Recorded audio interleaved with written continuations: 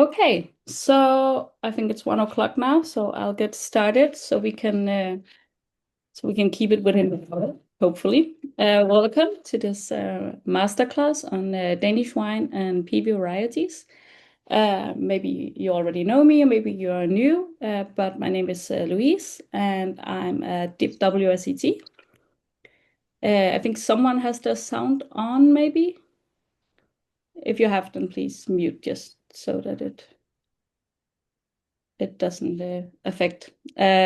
Just be aware that this masterclass is being recorded, but you are off screen, all of you. It's only me on the screen and my slides. But yeah, welcome to this masterclass on Danish wine. I'm a wine educator, and also I'm a really, really big fan and enthusiast of Danish wine, both as a wine professional, but also just as a consumer. I've been drinking Danish wine and following it for a lot of years. So I'm really hope that by the end of this masterclass that you'll be excited about Danish wine too. If you have any questions, just please write them in the chat. I'll try to look at them during the session, but else there is like a dedicated time for it at almost the end of the session. So please just ask and write anything you want to ask. So let's just get started. Okay, so why this focus on PiWi and why this focus on Denmark? Well, as you can see on the map, you have Denmark in this really, really northern part of the world. We have it between 55 and 75 degrees north. So when we start our sommelier journey, we learn that you can grow wine between 30 degrees and 50 degrees, either north or south. And here we are beyond that. So of course we have some extreme climatic conditions. We have this seasonal variability. For instance, just this year, we have a really weird year in March, and in May we had like no rain at all. And then in April, now in June, we have loads of rain and like no sun. So it's just humid and uncomfortable and rainy, but not a lot of sun here in June. We hope July will be better when we all have the holiday. So we have these seasons that change a lot, and it gives some like unique challenges, but of course it also gives some opportunities to be this like new emerging wine region. And it also is, of course, like this ideal testing ground for PiWi varieties, because of course fungi is just a really, really big problem for growing wine in Denmark. So you need these fungus resistance varieties. So let's look here what PiWi varieties actually are. So PiWis, okay, and I don't speak German, so excuse my German, is short for Pilzwiderstandsfähig. So it just means like they are fungus resistant. So a really, really like complicated word for something that should be more simple. And I know that it is something some organizations are working on to make it to give it a more simple term. So hopefully someday it will be there. Okay, yeah. So as I said, the PV is just short for that German word that no one can pronounce. It does mean these hybrids that are developed especially for these like more marginal climates where fungi is a problem. It has actually been done for more than 100 years, but especially in the 80s and the 90s is where like the research into them and the development of them really became good, and they became there were a lot more varieties being made. So if you look at the screen of the slide, you can actually see the family tree of Solaris, which is one of the most popular PiWi varieties. And you can see how it's all about like blending together hybrids and Vitis vinifera hybrids. For those of you who are not diploma students, it just means that it's a variety that has been made by crossing a Vitis vinifera grape with a non-Vitis vinifera grape, for instance, an American or an Asian sort of wine. Because then you get these qualities like fungus resistance or drought tolerance, lower yields, higher yields, whatever you need, but you can combine it with the great taste of Vitis vinifera. So that is the whole point of it. The whole point is to get the same taste as the classic Vitis vinifera grapes as we know them, like Riesling and Chardonnay or Pinot Noir, but get these extra benefits from the hybrids, from the other Vitis types, and get a lovely wine in the same way. Because the taste is always the most important. It doesn't matter if it's fungus resistant if the wine doesn't taste good. But of course, it's very annoying to make a wine that could taste good, but all the grapes have rotted away. So that's how you like slowly create these. And of course, it would be really great if you could just say, oh, we have this one American species that is fungi resistant, and we want Riesling and combine it, and then you would just get this perfect grape. But it doesn't work like that. It takes a lot of time, a lot of years to develop these varieties. But since they are fungus resistant, these PiWi varieties that we are talking mainly about today, it does mean that you get to spray a lot less in the vineyard. It means that you can make organic practices, you can use organic practices and even biodynamic practices in the vineyard, even in such a humid climate as in Denmark. So this is really great about the PiWi varieties.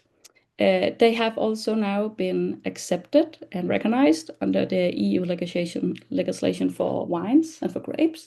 And you can find them even in Italy and in France. They are starting to use these varieties, but of course, especially in the northern Germany and Denmark and Sweden, in Norway, the PiWi varieties are like very prominent because these are what we grow.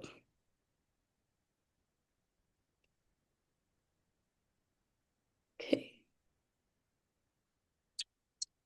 So why are we looking at Danish wine and PiWi varieties now? Well, I think there are several reasons. Of course, some of you are looking at it because you want to pass your D6 exam, your D6 paper in a month. But in general, WSET doesn't create topics just like on the top of the head. There is a reason why they're doing it now.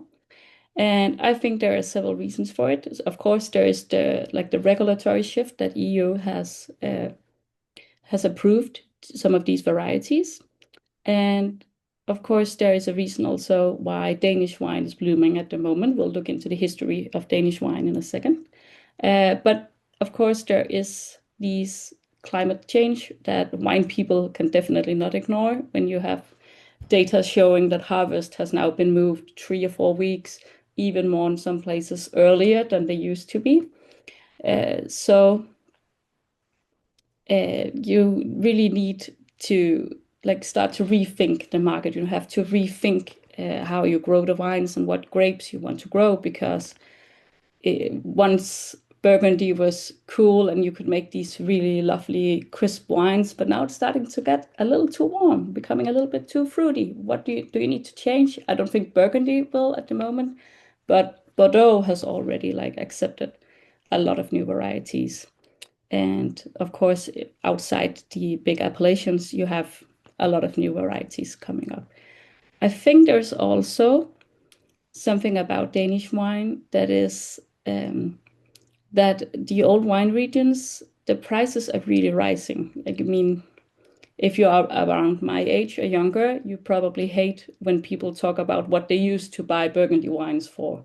Like, oh yeah, I used to buy this Grand Cru wine for 15 euros. And like, yes, today you can't even get a basic Burgundy wine that's worth drinking for 15 euros. So of course, prices are rising. And I think that means something good for some of these new markets, that it's time to look around the sommeliers, the wine buyers. They're trying to see if they can find good quality wines in other regions.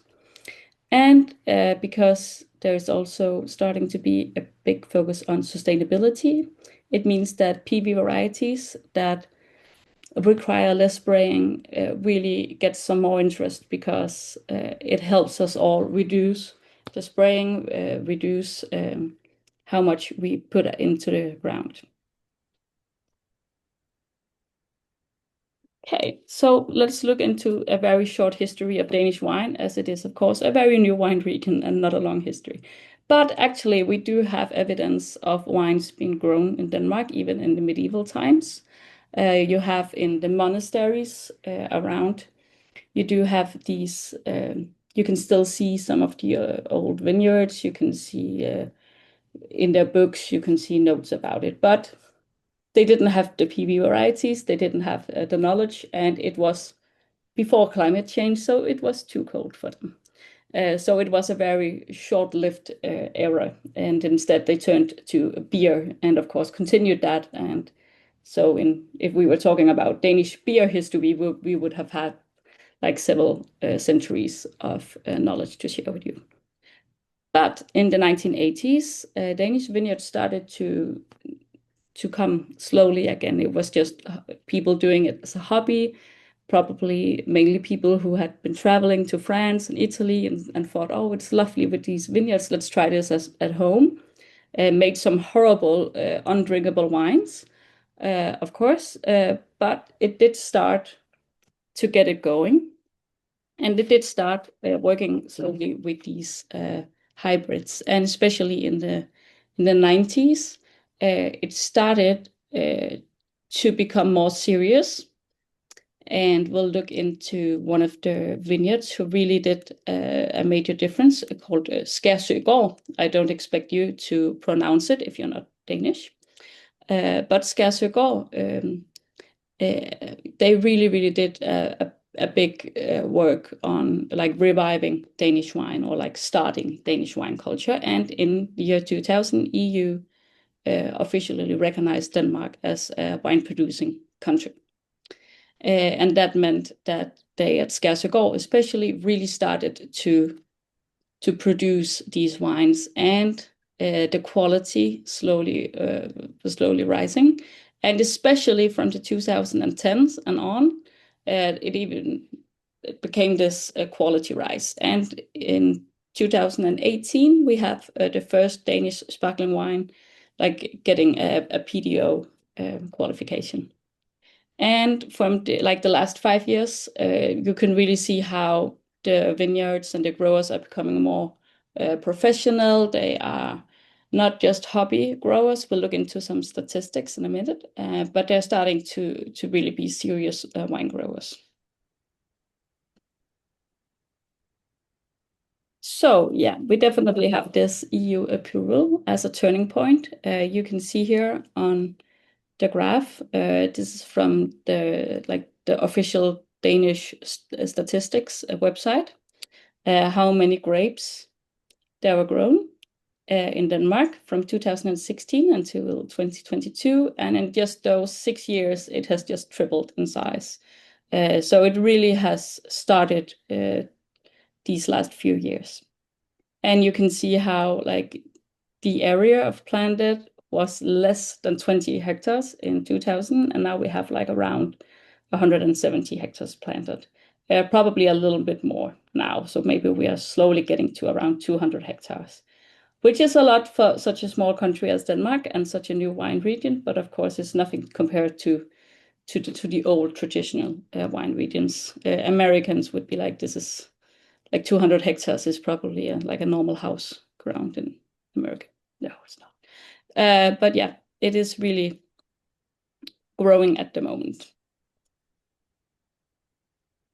So how many growers there are can be a little bit difficult to say exactly, but we do have more than 100 growers that are just hobby growers, and who will just have the normal jobs, but then they had some extra land and they thought it would be fun to make 100 bottles of wine each year or a little more and sell it to people stopping by and to their friends. But we're also starting to have around 30 to 40 commercial growers, professional growers that are doing an excellent job in creating these wines. And of course, one of the reasons of this, besides the EU legislation, is that we have a warmer climate now in Denmark than we had 30 years ago. So we actually have 1.5 degree more during the growing season since the 1980s, which means a lot when you're trying in such a marginal climate and you're trying to ripen these grapes. It is a huge difference to have this in general. Even though we still, of course, still have seasonal variety, then this is a huge difference for the overall climate. And of course, we have another thing is that we in general in the market have this this craving or this we are asking for more sustainable wines. We're asking where is the products transported from, how are they made, and Danish wine that is made in this country, and you can drive from one part of the country to the furthest part in like 5 or 6 hours. So everything is quite close to each other. And you have these quite sustainable wines actually, because most of them are made organic. Definitely, if you look at the commercial growers, most of them are organic, even if they're not certified. So let's look at this PiWi in Denmark. And of course, just ask in the chat if you have any questions, okay? So PiWi in Denmark. So of course we have other grapes planted in Denmark than the PiWi varieties. We'll talk a little bit about that when we talk about the producers, but mainly PiWi varieties are planted in Denmark. So the main Danish grape, and it's almost so planted that we call it the Danish grape, is Solaris.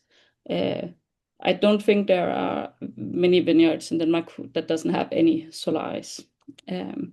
It is like a very aromatic floral grape that ripens early. It tastes kind of like a Sauvignon Blanc. It has some of the same qualities. And it can really resist the fungi, and it can really thrive in Denmark. And you can make everything from Solaris in that way. It's more like a Riesling. You can make sparkling, you can make fresh whites, you can make like barrel-aged white wines, and you can make dessert wines from it. So it is like it's a very like good grape to have in your vineyard, because you can make so many different things from it. You also have a lot of Rondo. It's a red grape. It was one of the first grapes that were planted in Denmark, and it made many bottles of undrinkable red wine. It was horrible. It was not mature. It was with harsh tannins and not very good. But a lot of those who planted them are now changing up their vineyards to other varieties. They still have some Rondo, but it's very rare today that you use it by your own to just make a red just with Rondo. You use it in a blend if you use it, or you make rosé, and you can make really nice rosés with it. But Rondo is also really popular, but yeah, we'll get back to why there is some problems with Danish wine later also. And then you have Sauvignon Gris is starting to rise, and I really hope that it will become as popular as Solaris, because I love Sauvignon Gris. And we'll talk a little bit about that grape later too. And of course you have varieties too, like Muscaris, and you have red grapes such as Cabernet Cantor, Caboret, such grapes. So yeah, a lot of different wines are being made. All of them has to be grapes that can ripen early, because else they will not ripen in Denmark, as we have quite a short growing season.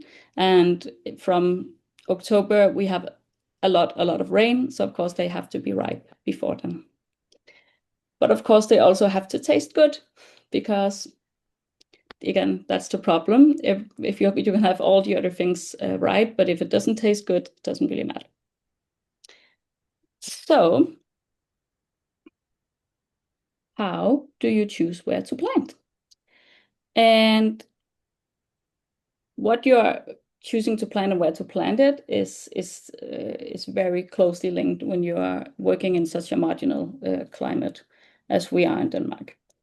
And we have this humidity, we have the wind, and of course we have a short and cold season. So choosing like a good site is just essential when you're producing wine in Denmark. So as we'll look into in a second, is that water is of course really, really essential for a lot of the vineyards.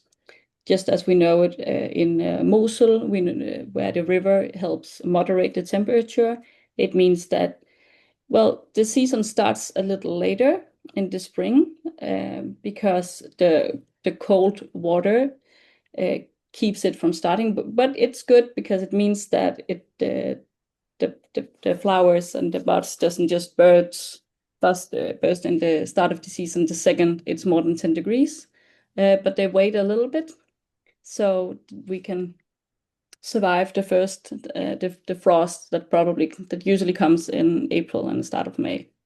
But it also prolongs the season a little bit in the other end. And it also means that we have a little bit warmer nights when we have the water. And then, of course, you need south-facing slopes, southeast-facing slopes. You need a lot of sun, and you need something that will protect you from the wind. So either the slope or some forest. And we will look at this in a second.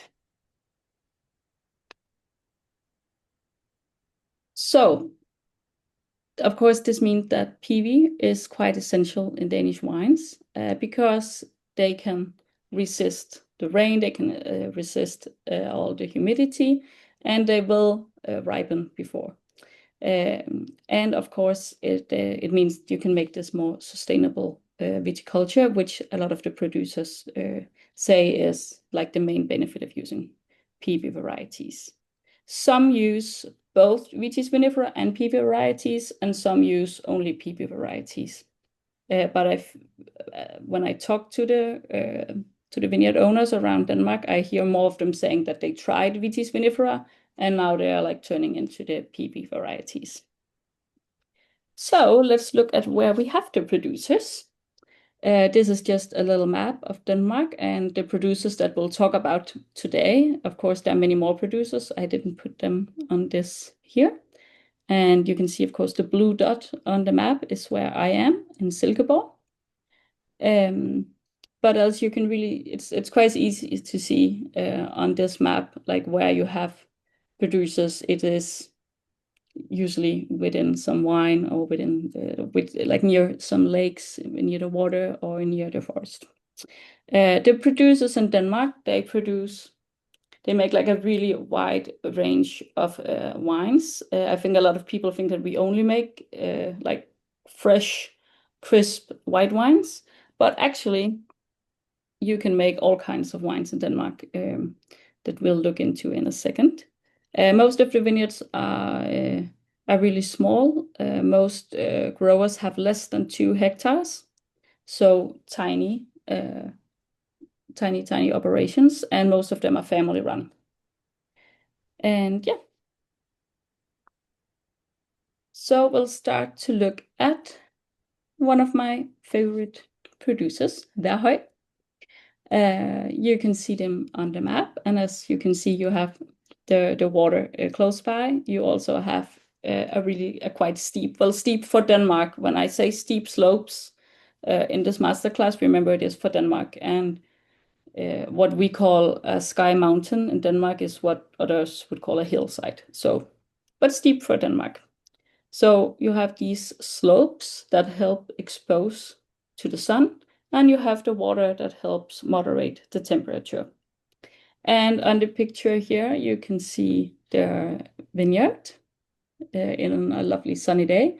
And you can see Nils, who is one of the 2 people that owns Værhøj. It's Nils and Nina, very lovely people.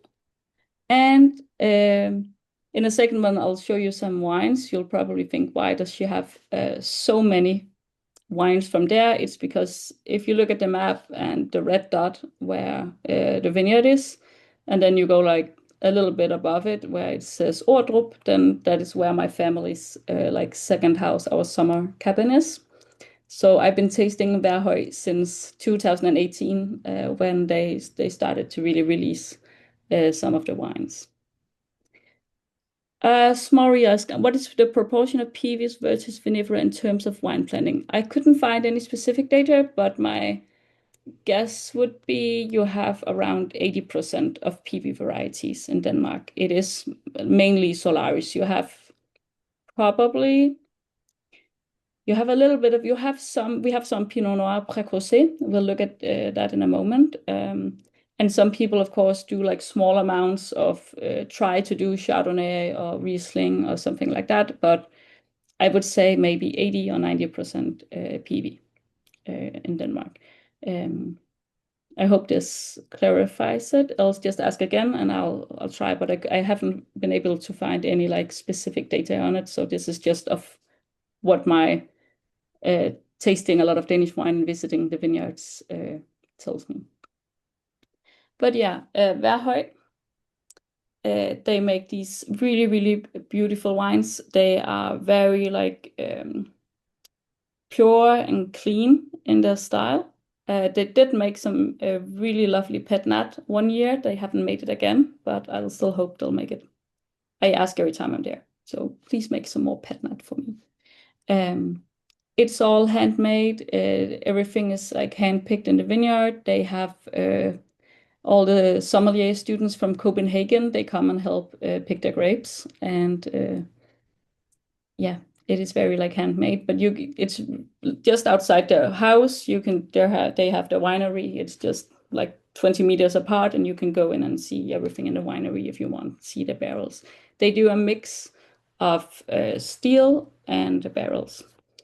But yeah, it's all like minimal intervention and very pure style.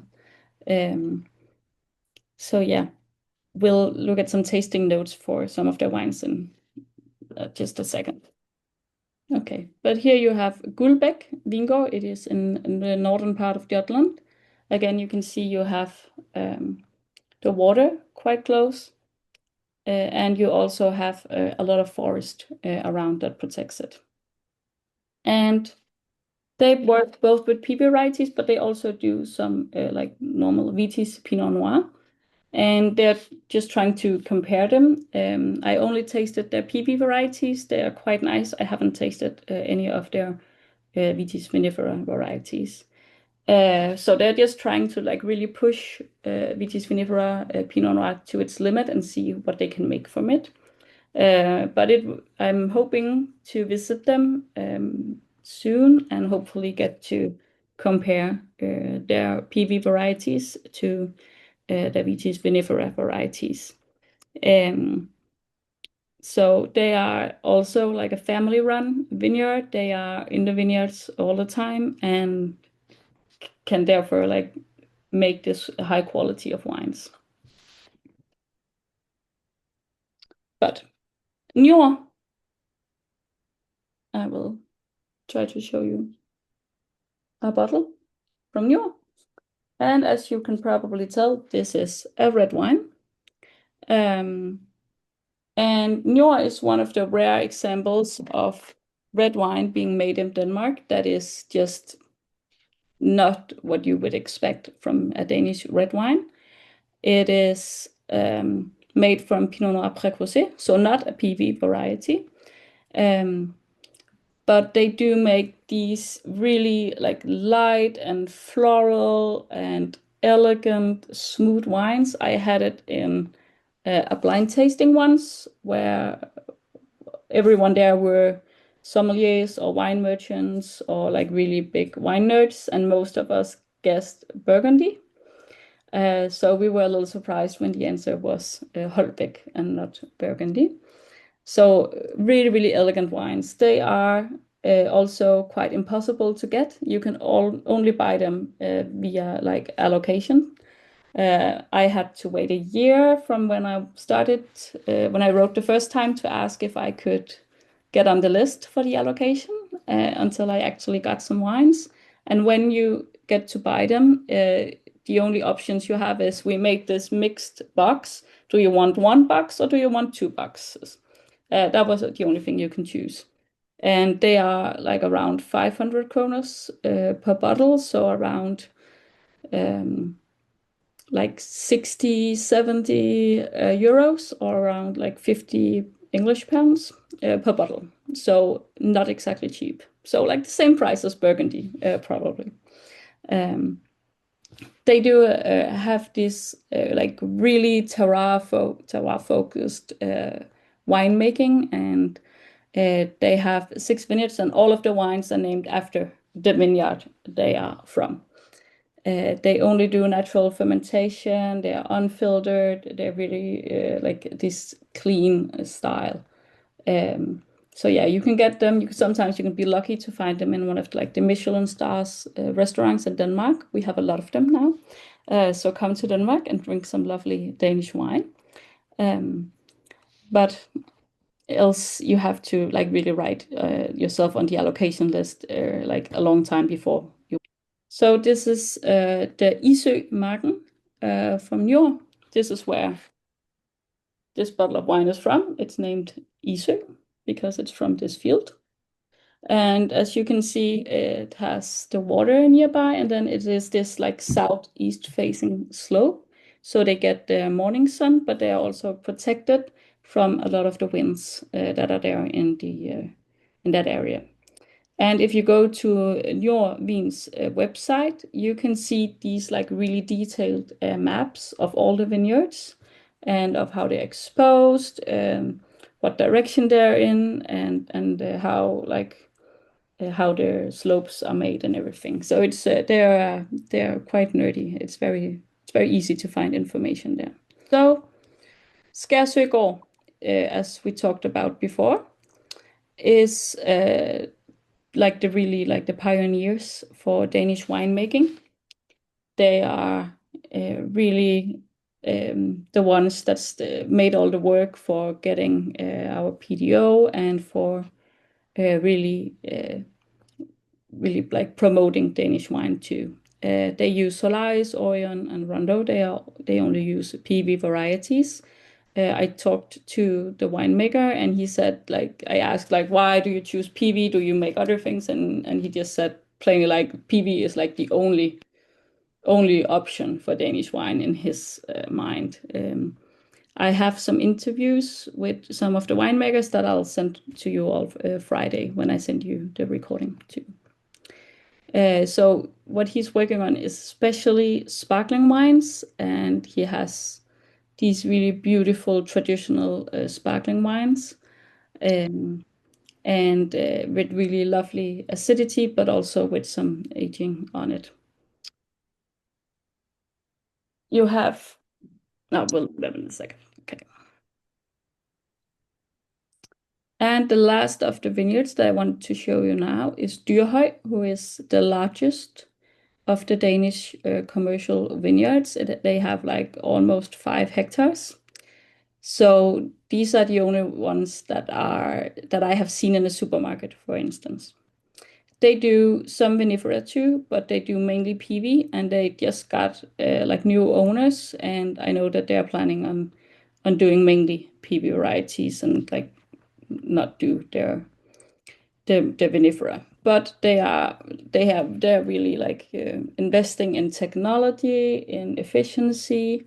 They're trying to scale up like how much wine they can make. They also make a lot of the wines, like produce the wines for a lot of like the small hobby growers in the area. But as you can see on the map, you have water like almost on both sides of it. So they are in an excellent position for growing wine in Denmark. So how does Danish wine actually taste? Well, first of all, Danish wine is, as I said, many, many, many different things. So if we start, we have this is a traditional method sparkling wine in white. They also come in red. There are also, you can also find like carbonated sparkling wines, or you can find pet nat like this from what used to be one of my favorite vineyards and winemakers, Barfod Wines. And it's not that I don't love them anymore. I do. but they actually closed a couple of months ago. So sadly, this is my last bottle of their Pet Nat Rosé, which was probably my favorite Danish wine. I shared one of my bottles with my neighbors a couple of months ago before I knew that they were closed. So now I wish I had saved it. Just kidding. But yeah, we make that too. Then we have, of course, like fresh white wines and off-dry white wines made in a little bit more like a cabinet style. And you have, oh my Korawang here is going crazy. This is like a white wine that I have aged myself. Well, I'll do tasting notes in it in a second.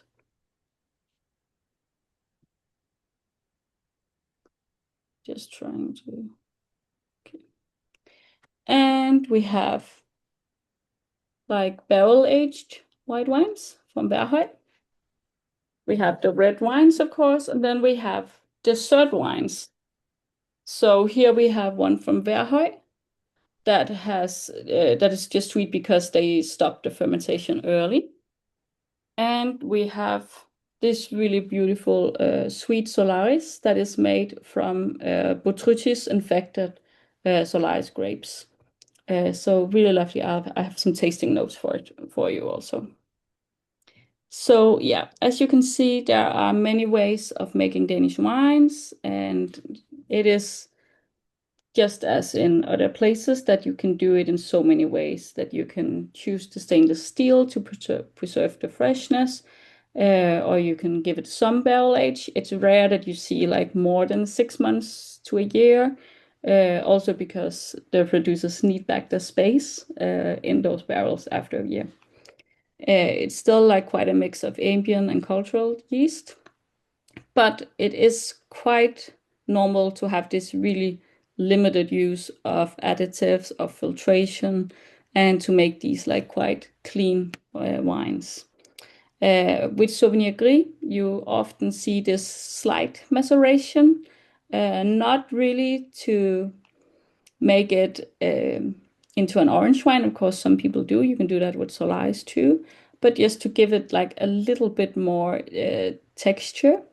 In my opinion, well, I always compare Sauvignon Gris a little bit more to a Chenin Blanc. So if Solaris is more like Sauvignon Blanc, then you have Sauvignon Gris that can be a little bit more like a Chenin Blanc.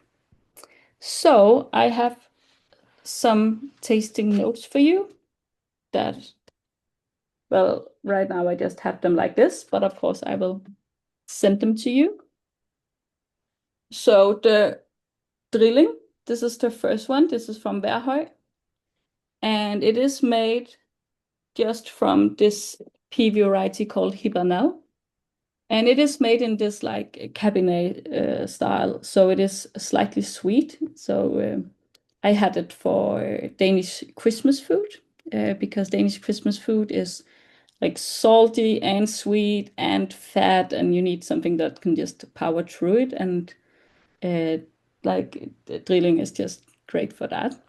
So it is, I will just read my SAT notes. And those of you who, if anyone is joining that doesn't know what SAT notes are, you can just ignore it and like wait a second and we'll be done with this part. So it is clear, it's pale lemon green. It has medium plus intensity notes of elderflower, pear, sweet grapefruit, peach, melon, and thyme. It's off dry with high acidity, low alcohol, a medium minus body, but medium plus intensity aromas of everything that was in the nose, a medium plus finish, and it is of very good quality. Then you have this lovely Sauvignon Gris from 2018 from Barfod that is now sadly closed. It is it's from ambient yeast. It has had a little bit of skin contact, 2 hours, they say, and it just had like 6 months on steel. But of course now it's 7 years old, so it has changed a little bit in the notes. So it's medium gold, which I don't think it was like 6 years ago, but it is now. It has medium intensity aromas of lemon zest, baked lemon, lemon candy, peach, apricot, biscuits, rosemary, tomato leaf, creme fraiche, and vanilla. It's dry with high acidity, medium alcohol, medium plus body, medium plus intensity flavors, a long finish, and outstanding quality. So here you can really see how this Souvenir Gris can remind you a little bit more like a Chenin Blanc with a little bit of age. That it has this more like apricot, honey, lemon notes, and this little bit more texture that comes to it. And then we have this lovely barrel aged Solaris from Verheyen from 2022. It is deep lemon, pronounced intensity aromas of green apple and pear, thyme, rosemary, fennel, green bell pepper, gooseberry, lime, whetstones, vanilla, and cedar. It's dry with high acidity, medium alcohol, medium plus body, and pronounced flavors, a long finish, and outstanding quality.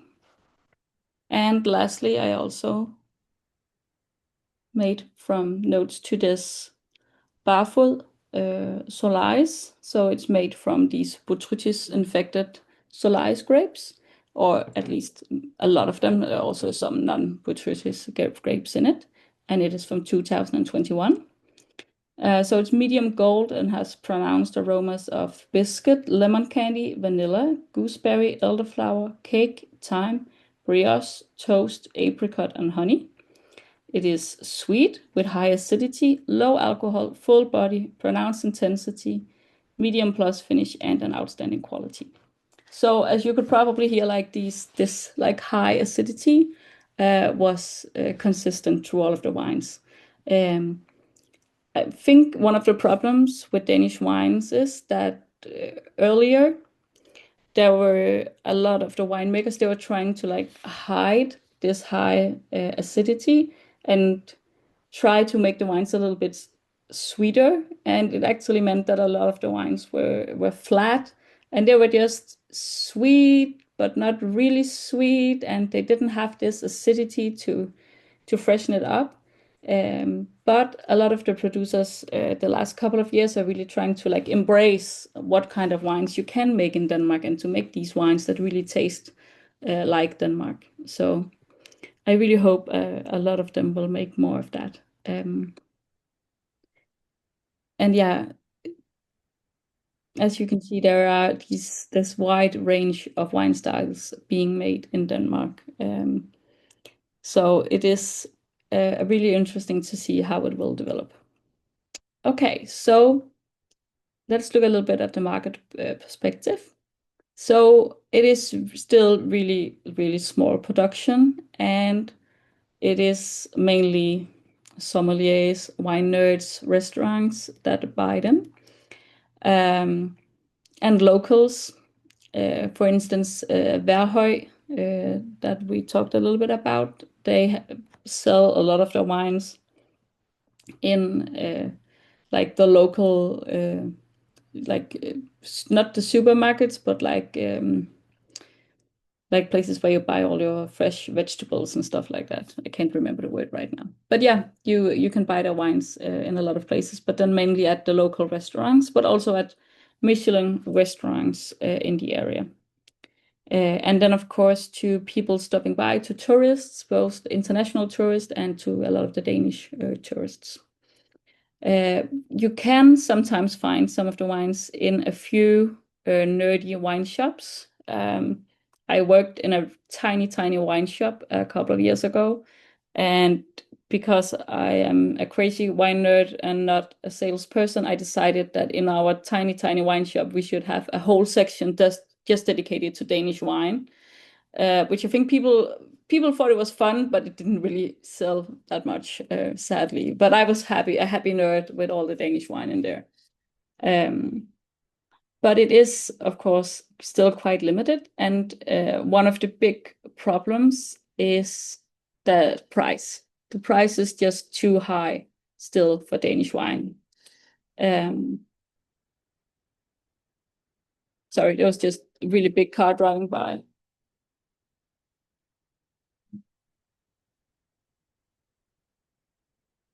Okay, I hope you can still hear me, although there is like big cars driving by outside.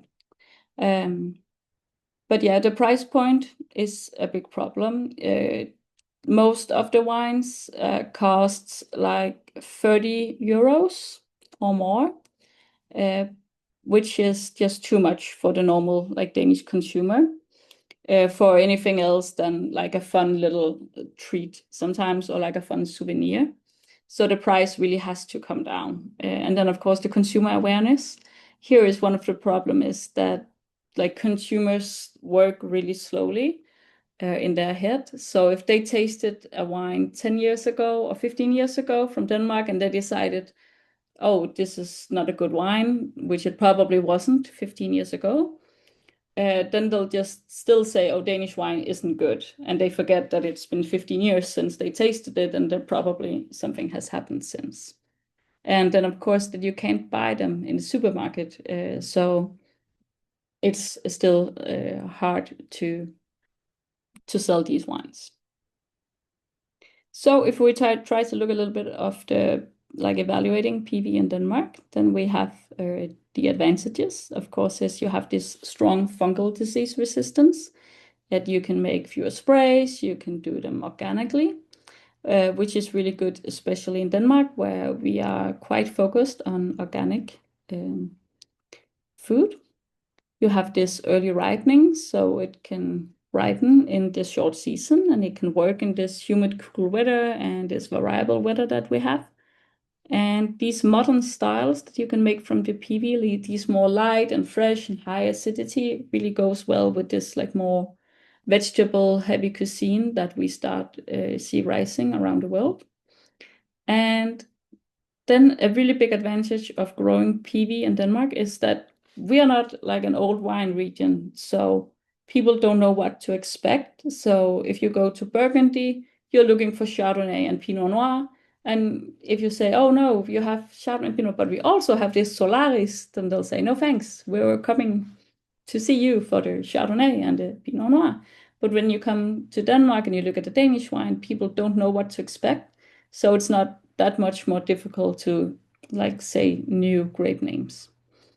But of course, the disadvantages is it's a lot higher cost to produce wine in Denmark in general.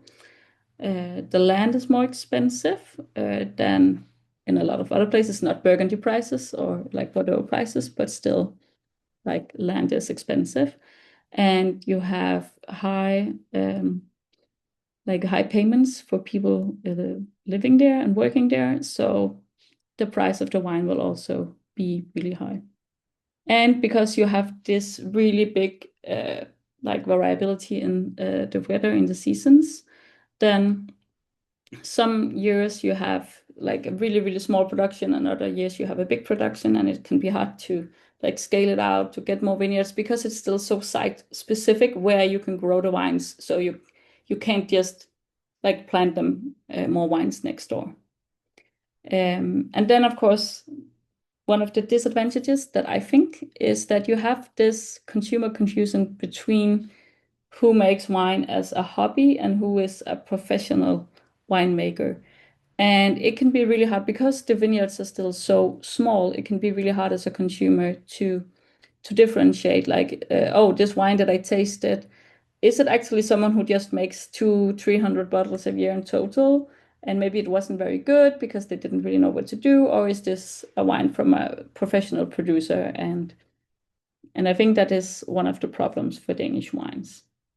And then we have this problem that even though these PV varieties, they really fit like the modern cuisine, then Danish wine drinkers in general, they really like want sweet red wines, like a little bit bold. They really want some like primitivo wines. They want ripasso. That is, I think Denmark is the country in the world that imports most ripasso, like per inhabitant in the world. So it is not really living up to that, but hopefully it will change.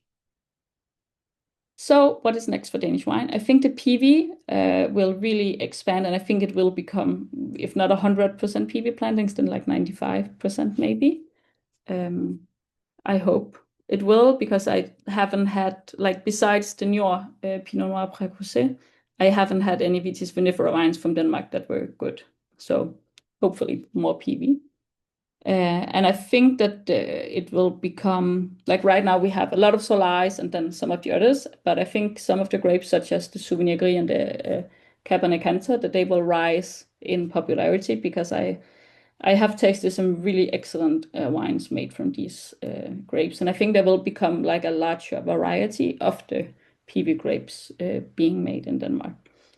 And of course, you have this regulatory change. You have all of us needing to become more green, to have become more sustainable, and I think this pesticides reductions that the PV lets us do will really become prominent.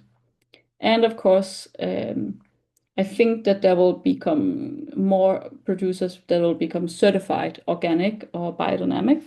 You have already, like Værhøj have the Danish like organic label, and the Danish like organic label is what you need to have, because that's what people know in Denmark. So that is definitely the one that they will go for. And of course, there will be new PB varieties being invented, and this will be fun to follow. So if you are here because you're writing your D6, you have some current industry use of PV varieties in Denmark, and some market and consumer details, some advantages and disadvantages, and some of the possible future for PV varieties in Denmark. And if you have any questions after the session, you can just let me know. But if you have any questions now, you can write it in the chat, or you can like just put your video and sound on and ask. If you want to know some more tasting notes or some more about the vineyards or the growers, you can just write in the chat or put your video on.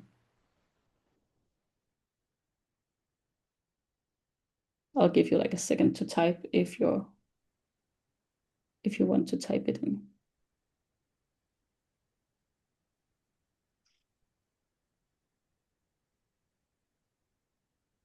Can you hear me? Yes, I can hear you. Hi, sorry, I don't know how to put my camera. Sorry. Hi, Louise. Hi, no Yeah, worries. thank you for all of this. It's very interesting.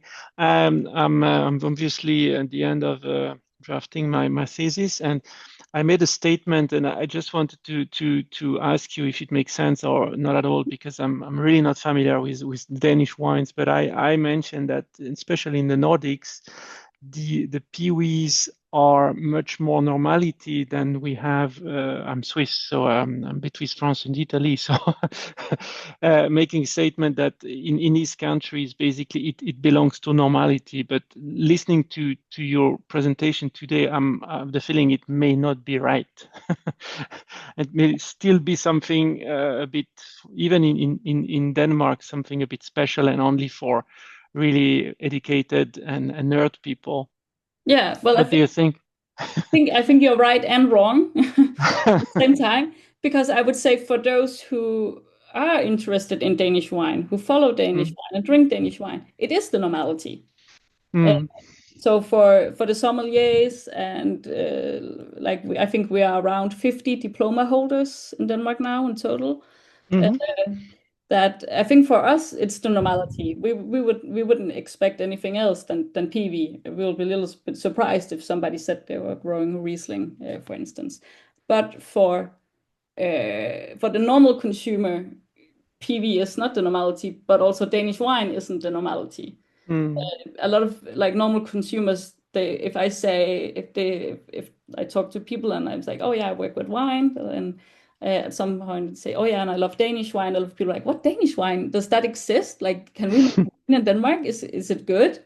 Where can you buy it? Where can I get this? Is it so? I think in that way, of like you're right, and but it's also I think it's just because people still, like a lot of people still don't know that you can make wine in Denmark. Actually, I don't know if you're still here, but Fleming, are you still there? Maybe Fleming is still here. Flemming is my neighbor. So he Mm. knows Danish wine because I shared my second to last bottle of lovely pet nat with him. I hope he appreciates it more now that the vineyard has closed down and I can't get any more of it. But I think Fleming is actually one of the examples of like somebody who drinks a lot of wine and buys wine, but isn't really that nerdy about it. So I think he was one of the people when I said, "Oh, it's Danish," he'll be like, "Oh, what? Denmark? Can you make wine in Denmark?" Um, so, Mm. but among sommeliers, like among people who go to Michelin restaurants and stuff like that, I would say PV is really normal. Mm. Much more, much more than in Central Europe, right? Yeah, because in general, you Mm. as I tried to say under like advantages, like Danish wine is still just new to people. Mm. It doesn't really matter that it's called like the grapes is called another name because people are still just surprised that it is from Denmark. Yeah. But where in Switzerland or in France, like if you go to Germany, you're expecting some Spätburgunder and some Riesling. Mm. And if you say, "Oh no, it's Sauvignon Gris," you'll be like, "What? What? Why? What's wrong with Riesling? We love Riesling. Why are you doing this instead?" And we don't have that problem in Denmark because there's no expectation, Yeah, that's true. That's a good point. Yeah. Yeah. and we don't have like the AOC AOC rules of France. Like we are not like compiled to do anything. That is one of the good things of being like an emerging wine region is Yeah. you can do so many different things because there is no expectations. People are just surprised if it tastes good. Yeah. Okay. Now clear. Thank you. Javier is asking, do they actually put the name of the PV grape on the label? Yes, they do. Um, I don't know if you can see the bottles here. This is the Souvenir Gris from Barfol. Um, Here you have, well, some of them like Barfod, they call their names like the grape usually. Værhøj, they name their wines after old Danish coins that have been found in the vineyard. But but then you have like the technical information also on the bottle. So it says that it's Solaris and how it's made. So yeah, like here you have their drilling. And you can see here that it is Hibanel. So yeah, they put usually I can't say that everyone does it, but I think most people do. Of course, sometimes they'll just write like white blend or red blend, but most people then like they will put the grapes on it because you don't know what to expect. I mean, it's not like you can say, oh, this is a Rhone blend, and then we all know like, okay, then it's probably these grapes that are in it because how should they know? It's so new. Um, yeah. If you have any other questions, you can still ask them. Else, you're more than welcome to email me after.